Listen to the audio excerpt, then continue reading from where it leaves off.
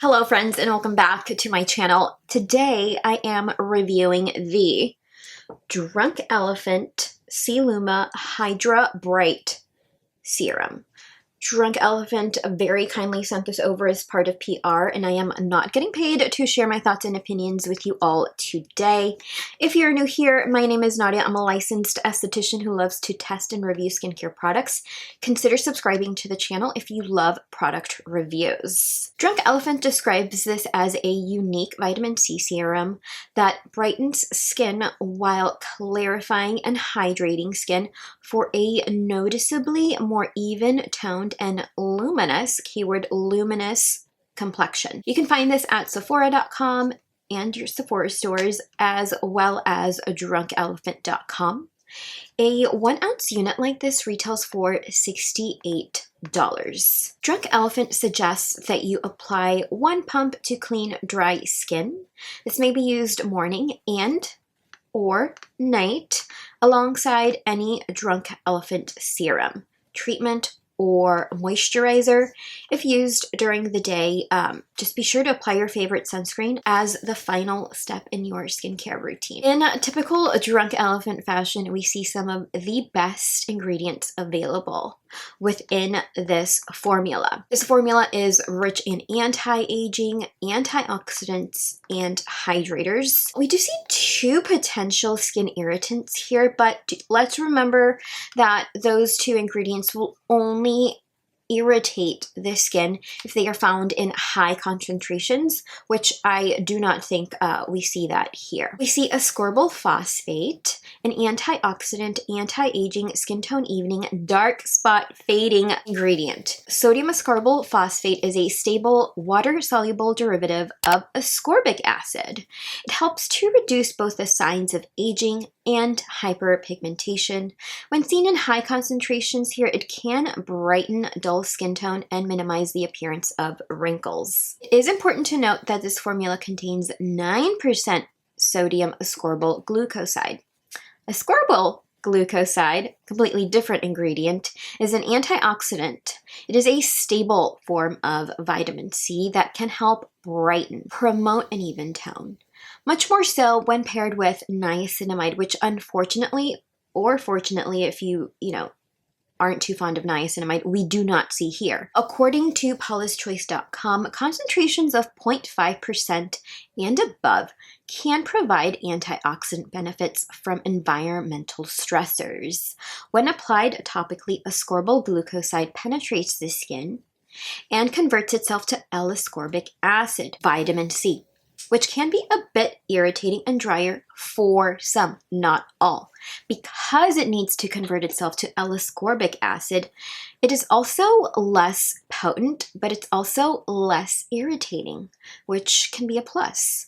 You can pair ascorbyl glucoside with hyaluronic acid, other antioxidants, niacinamide, and retinol.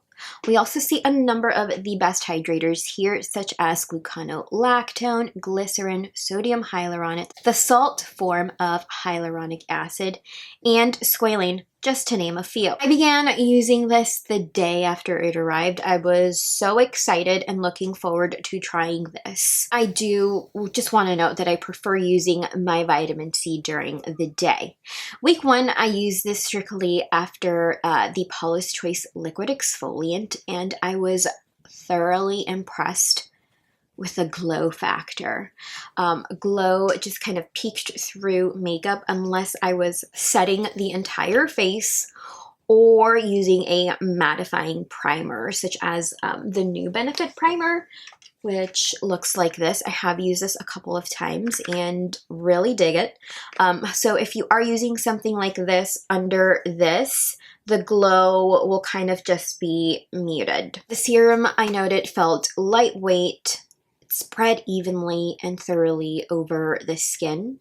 I did use 1 to 1.5 pumps, and I did use that on the face, neck. If I were to add more, it would pill. So just kind of figure out what is the right amount for you. On week 2, I still continued to use this strictly during the day, and that week I added the TLC Framboos Night Serum and Bright Facial to the mix. And when I tell you that during that week, my skin felt not just smoother, brighter, it also looked clearer. The luminosity I noted even without makeup and even without this product. So at the end, when I would rinse everything off, I still had a nice glow going. That week I noted that I did not notice much of a change with the post-inflammatory hyperpigmentation, but I was still loving that glow. On week 3, the luminosity throughout is close to the glow I get with C-Firma, but it's definitely not C-Firma. It's definitely much better than the glow I got with the Paula's Choice 25% vitamin C and glutathione clinical serum. I will link my review to that serum up above. And although it didn't bother me, this also did not smell bad, which the Paula's Choice Clinical Serum did have a bit of a scent to it. If you read the comments under that video, everybody thinks that it smells like something different. So just keep that in the back of your head, especially if you're thinking about picking that serum up as well. As far as tone is concerned, it took about 2 weeks to brighten a dark spot, especially here along the center of my forehead, that whose the breakout I got before I introduced this to the skin. And then these current breakouts happened as I was using this, and this one I feel like the dark spot and even the redness was greatly minimized because I was using this before these kind of hormonal breakouts happened. I have used a number of vitamin C derivative serums before, namely the Peter Thomas Roth Potency Power Serum, I think, and recently, of course, the Paula's Choice 25% vitamin C and glutathione clinical serum. I will say that because those contain THC or tetrahexyl decyl ascorbate, there is a bit of a scent to them, and it's more of like an ingredient scent instead of like a floral or a citrusy essential oil based scent. And we don't see that here with C-Luma. There is no scent to this. So if you are very sensitive to scent, even the scent of potentially like raw ingredients, I think that you will enjoy this. I feel like I also noted more of an even tone with the Paula's Choice product, but I don't remember much of a glow now that I think about it. I probably had an incredible glow with the vitamin C from Paula's Choice, but right now my mind is just blocking that. But I will say that I love the Paula's Choice product because I emptied it so fast. It also, I think, I remember it making my skin feel plumper and firmer at the time. But again, it did have that Nair-like scent, at least for me. Now let's talk pricing. The Peter Thomas Roth Potency Power Serum retails for, wait for it, $105. I don't remember it costing that much when I reviewed it, but inflation, I feel like it's hitting everybody across whatever market you're in. And then the Paula's Choice 25% vitamin C serum retails for $65, and this little guy retails for $68, so it's only about $3 more than Paula's Choice. So of the three, I do prefer the Drunk Elephant for the glow factor and feel over the skin. I feel like I can also use this year round. Paula's Choice unit, I would say, would come in second. I personally think that I can get away with using that year round, despite it having more of a creamy, very lightweight feel over the skin. The PTR unit, however, is one that I can only get away with using during cooler, drier months, since I do remember it feeling richer than other vitamin C serums that I have tried. It also has, from what I remember, a bacon-like scent, which I will say can be a deal breaker for some. It was not for me, so just keep that in mind as well. From use, I have noted more luminous, plumper, more hydrated skin. I had two pretty intense cystic breakouts here, and I will say that the post-inflammatory hyperpigmentation and post-inflammatory erythema, often associated with those painful, like warm, bigger cystic bumps, was practically non-existent.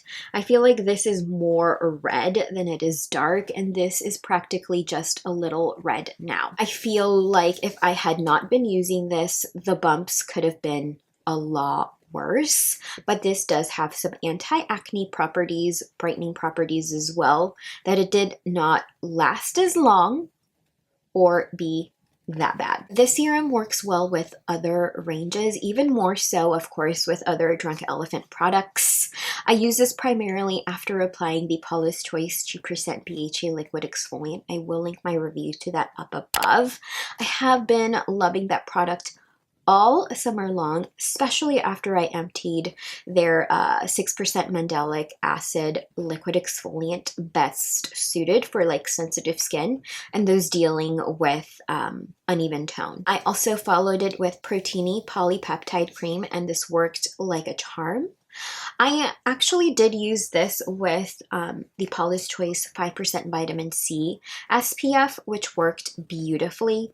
That has been my sunscreen of choice, and I am so close to emptying it. I will be so sad when that happens. I did not use this at night, but you can totally use this at night and use C-firma during the day if you so wish. My favorite way to use this was after cleansing with Best Jelly Cleanser.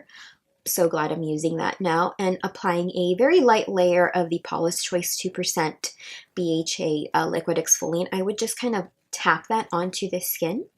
And then I would use 1.5 pumps of C-Luma on the face and neck. Then I'd follow it with the new Merit Great Skin Priming Moisturizer. A review of this is coming soon, so do stay tuned for that. And then I would top everything off with the Paula's Choice Vitamin C Sunscreen. I think that all skin types that cannot tolerate topical application of L-ascorbic acid or deal with like other smelly vitamin C derivatives will enjoy this, especially if you're dealing with uneven tone, dullness, dryness. You'll enjoy this. I even think that because this feels so incredibly lightweight over the skin, even like thicker oily skin may enjoy this as well. Also, due to the gluconolactone, I did notice a very slight improvement in my skin texture, that I could see a difference, especially after cleansing or removing this off at the end of the day. Pros here, lightweight feel, blends easily over the skin. This did not irritate, congest, or cause any other breakouts. This improved luminosity throughout while keeping the skin balanced and hydrated throughout the day. I also like that it just looks exactly like the rest of the Drunk Elephant serum range, and I do feel like this is results driven in true Drunk Elephant fashion. Cons here, the two potentially like irritating ingredients, which are sodium metabisulfite and sodium hydroxide, when seen in high concentrations, of course. I am going to rate this 10 out of 10. It is definitely not my favorite vitamin C serum, as that will always and forever be Drunk Elephant C-firma. But this is a great alternative for those who are L-ascorbic acid sensitive, obviously made by one of my favorite skincare brands. So let me know if you have tried this by Drunk Elephant in the comments down below. Did you love it? Did you hate it? What is your skin type? Would you recommend this to others? Let's discuss in the comments down below. And yeah, thank you all so much for spending some time with me today. I hope you found this information useful. If you did, please consider giving the video a like, and I will see you in the next one. Bye. Is that making sense? Because it's not making sense in my head. And we don't see that here. That's what I meant.